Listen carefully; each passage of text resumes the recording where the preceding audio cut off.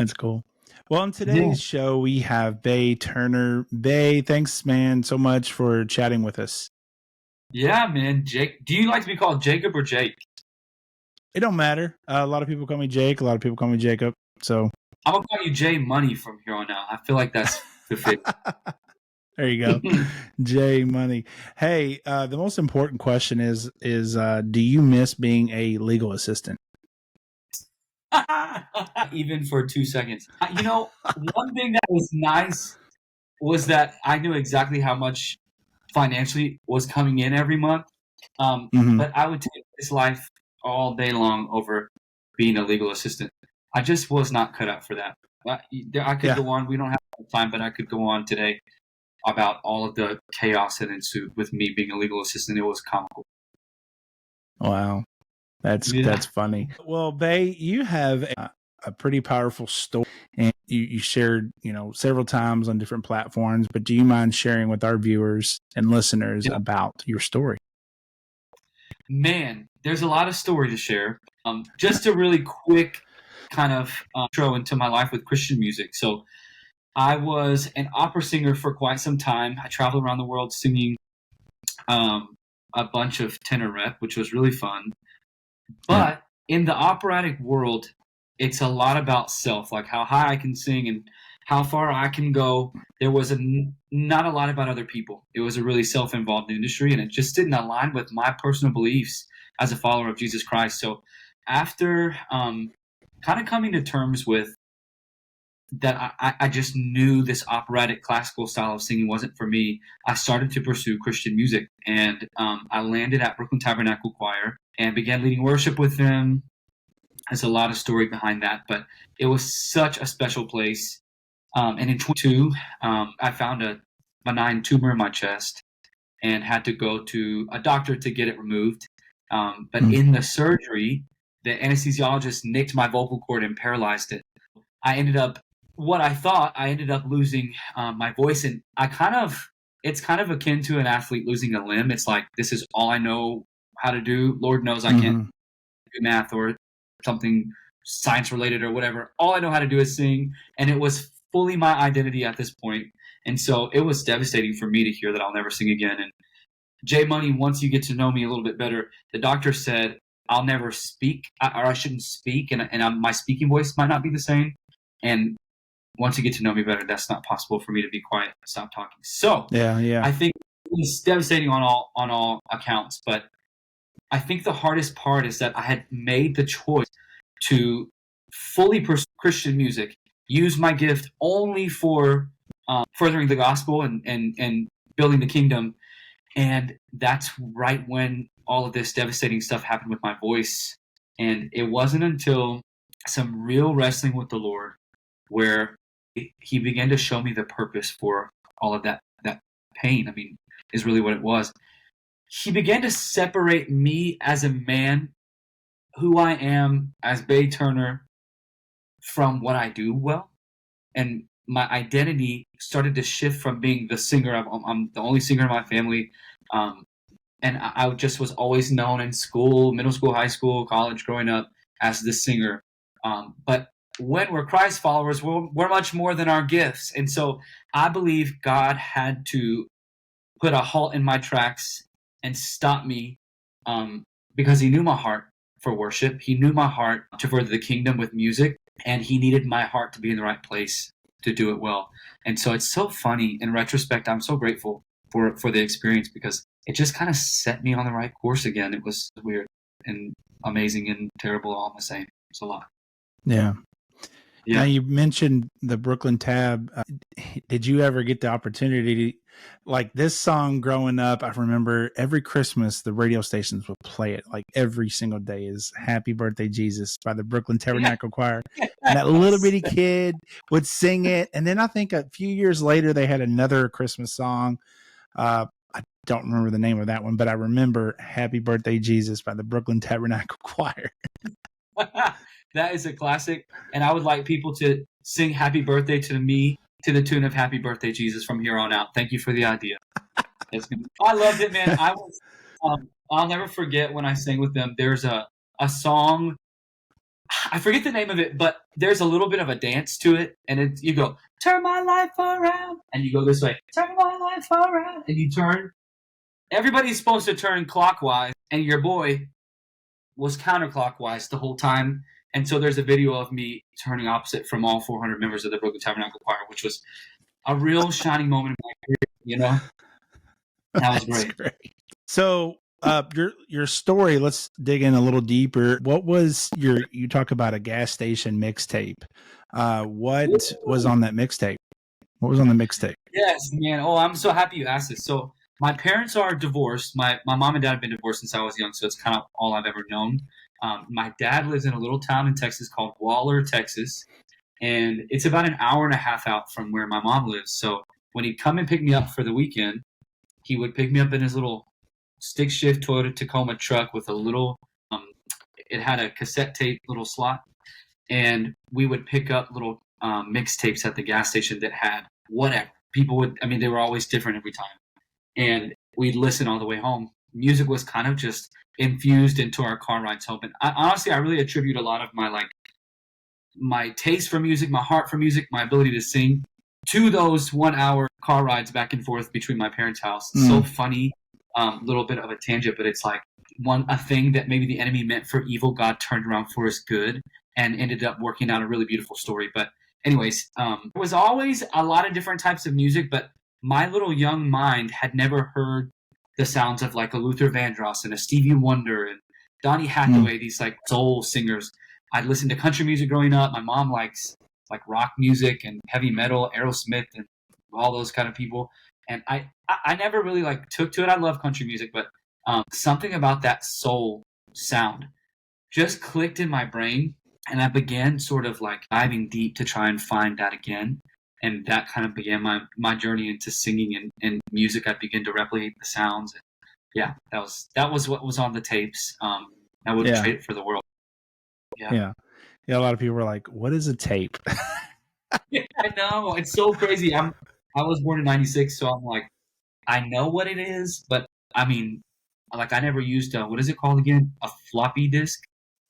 Is that something? For there computer? Was like yeah. I was born in '84, so yeah, I know floppy disk. Okay, I never used a floppy disk. I don't know much about tapes. I was young. We had CDs before it was over with. So yeah. Well, Bay, you have a new single out called "Brand New." I want you to tell us about that song.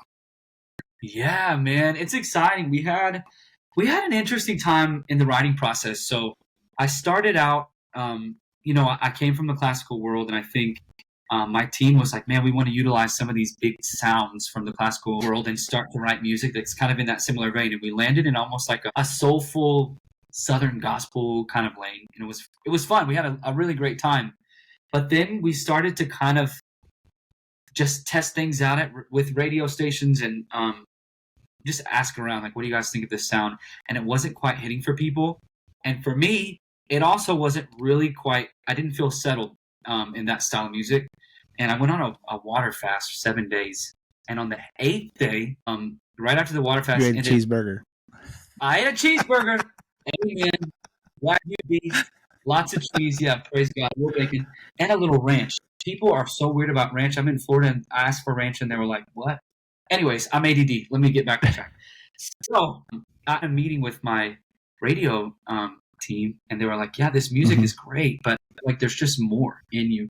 And so that began me diving deep. And I'm like, let me go back to the songs I loved as a kid, this soulful thing. And I just want to make a song that's totally Bay Turner coded. I don't want influence from anybody else. I don't want to be the next David Phelps or the next whatever. I want to be me. And I began writing with that mindset. And I ended up writing with this duo. Guy's name is Turner and producer's name is Sajan. And I believe Turner's on staff at Provident. Sajan writes with Provident. He's a producer and is doing some awesome stuff. And we stumbled upon this melody in this song and it just flowed. I think we wrote the song in like an hour and it was just a really quick process. And it was like, oh my gosh, this is the first time I've written something that really feels like me. The whole premise of the song is called Brand New. And of course, I'm brand new to the Christian format. Nobody knows who Bay Turner is. And so my introduction into the world is with this song, which I'm really proud of. It kind of encapsulates these soulful sounds. It's prepackaged with a Christian message. And I wrote it from the place of absolute joy when God performed the miracle on my voice, and I got it back with no damage.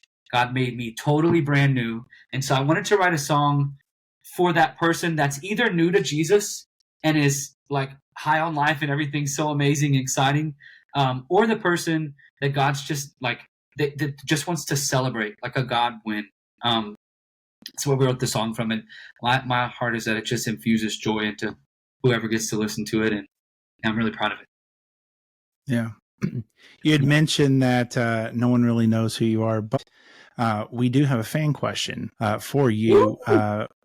Some of our Patreons, we let them know who we're interviewing, and we have Lydia from Galveston, Texas, and she wants to know the story behind the song that you sang called My Testimony.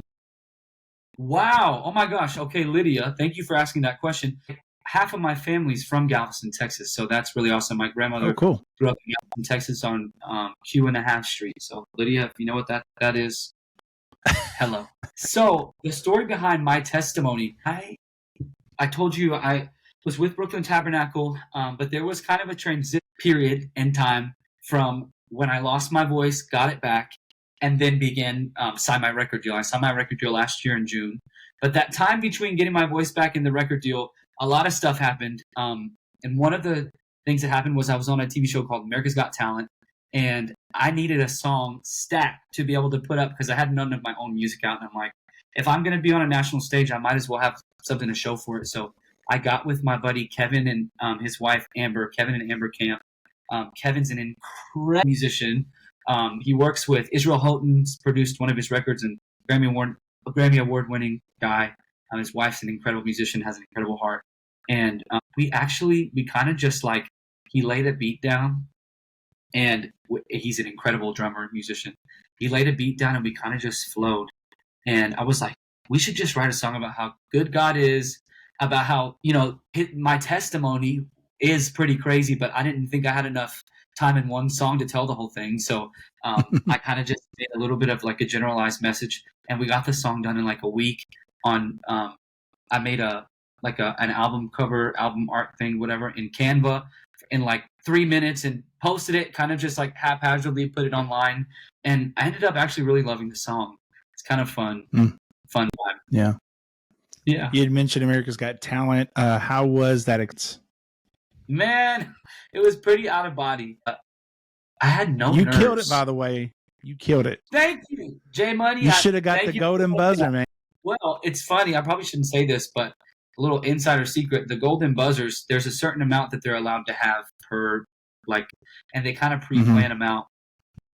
So I was the very last segment slot to record my audition, and so they had already given all the golden buzzers out. I'm not saying I would have gotten one, but I'm just saying if I was to get one, I would have had a better chance earlier in the season.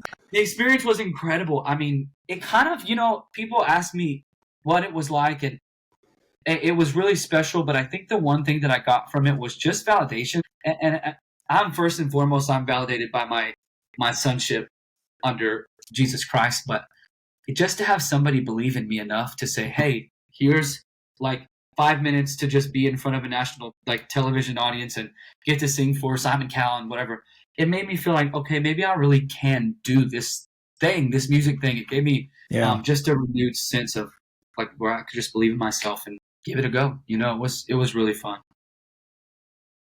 We're big fans of AGT, but I really like Terry Crews. He was the nicest. I don't know him personally, but I hear that he's a believer, and so that would be pretty sweet. No, he's awesome. He's of course huge in real life, but he's just like a big softy. He's the nicest guy. Yeah. It was so weird seeing the people. I'm like, oh my gosh, y'all are not just in my TV or 3D right in front of me. It was weird. Simon Cowell was cool. Tiny little guy. Yeah. He could on the top of the head. Yeah, and we know Howie's like a big germaphobe, so you don't get much handshakes from him. So yeah. And knowing me, I would have went right in for it and made him uncomfortable. So that would Well, with our first time guests, we like to do a thing called favorite things. And so, Bay, I'm going to give you a word and you just give me your favorite thing in that category. Sound good? Ooh, yeah, let's go. All right. The first one, what is your favorite food? Sushi. Sushi, my man. I'm telling you, like, I was telling my wife the other day, I was like, my taste buds have been changing. She's like, I know. So, like, back in the day, I would never touch sushi. Like, it freaked me out.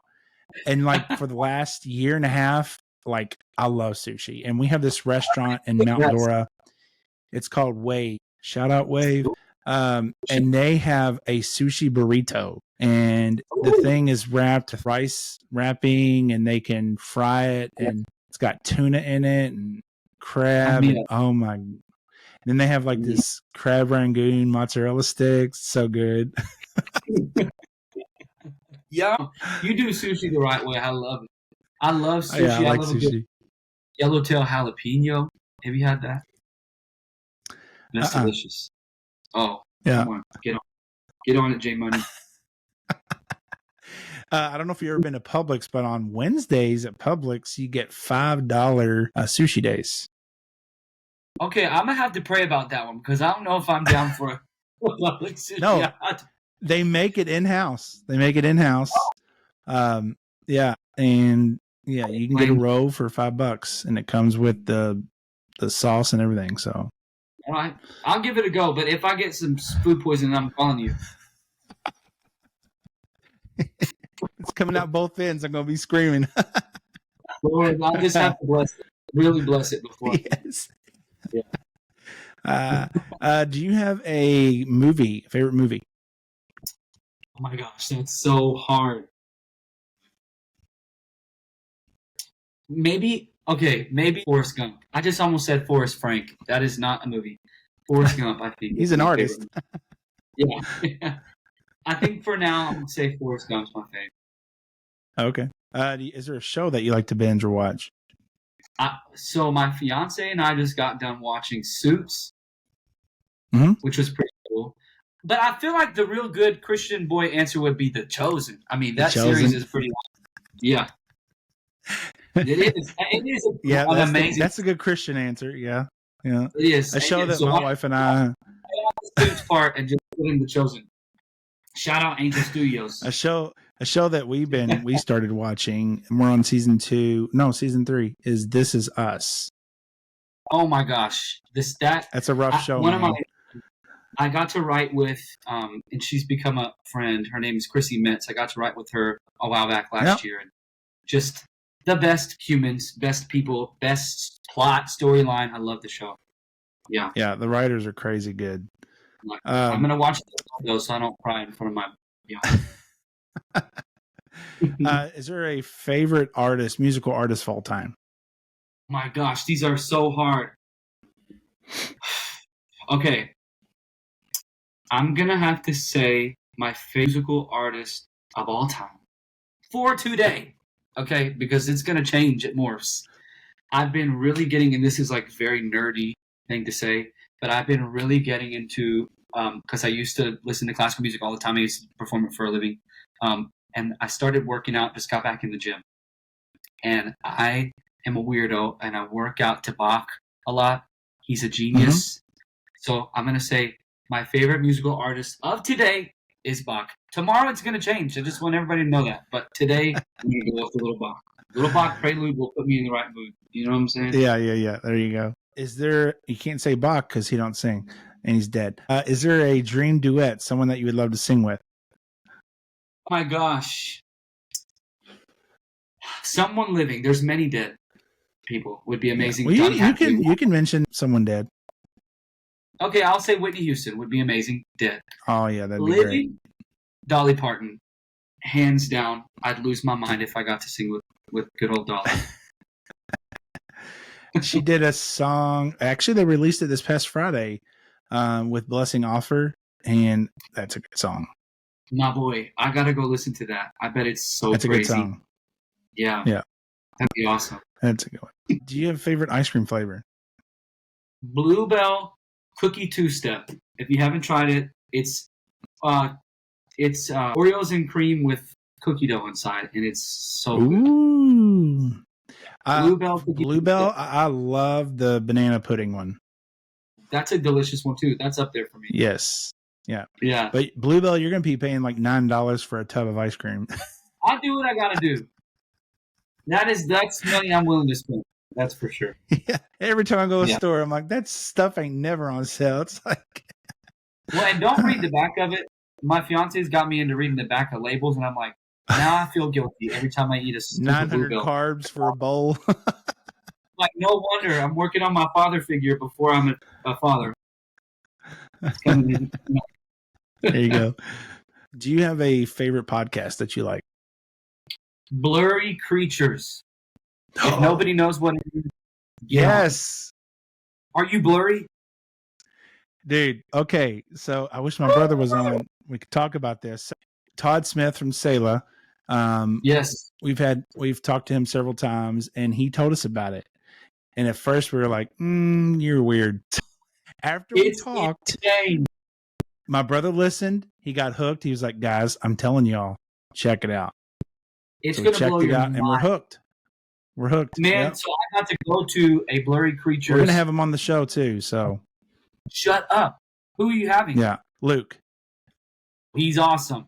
You've got to get, if you can, Dr. Laura Sanger. She's on a couple of the episodes on Blurry Creatures, and she's a super genius, Jesus-loving, musical genius person, and you've got to get her on because she's going to blow your mind. Every time I speak with her, I'm like, I just got smarter. It's like through osmosis or something. I'm now higher IQ just because I was in the room with Dr. Laura. So please go check her stuff out. She's got a book right now out called Tracing the Nephilim to the Federal Reserve, or the Federal Reserve to the Nephilim. I don't forget which way it goes, but it's mind-blowing. So, Blurry Creatures. We're riding in the car.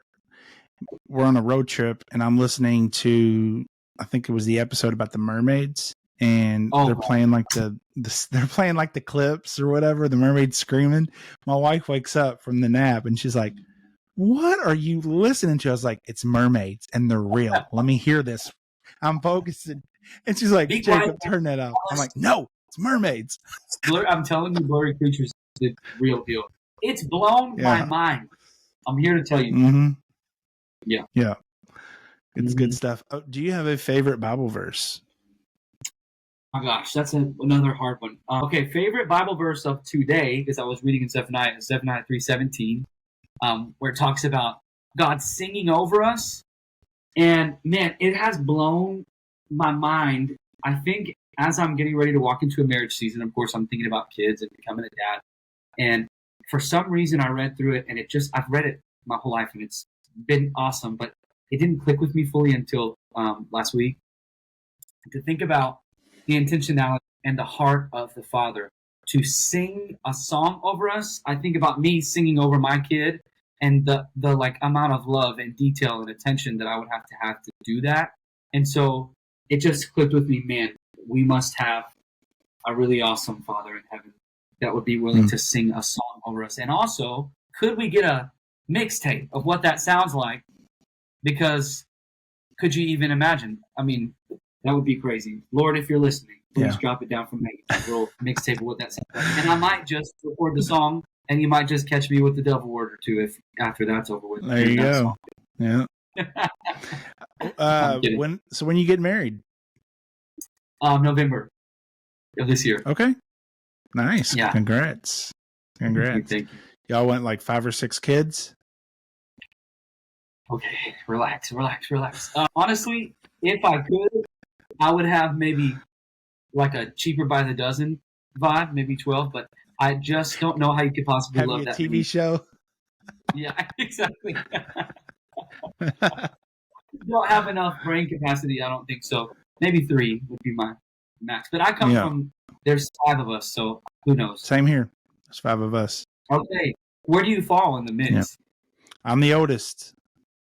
Okay. I'm the middle, so making sense. The middle child. See, he's the one that was supposed to be on tonight, and that tells you everything. He's the middle child. So there we go. I barely made it on tonight. No. Well, Bay, what is next for you, and how can our viewers and listeners keep up with you? Yeah, I'm releasing an album next year, but I'm almost done writing and recording my EP, which is coming out this year. So be on the lookout. My social medias are at Bay Turner Music, everything.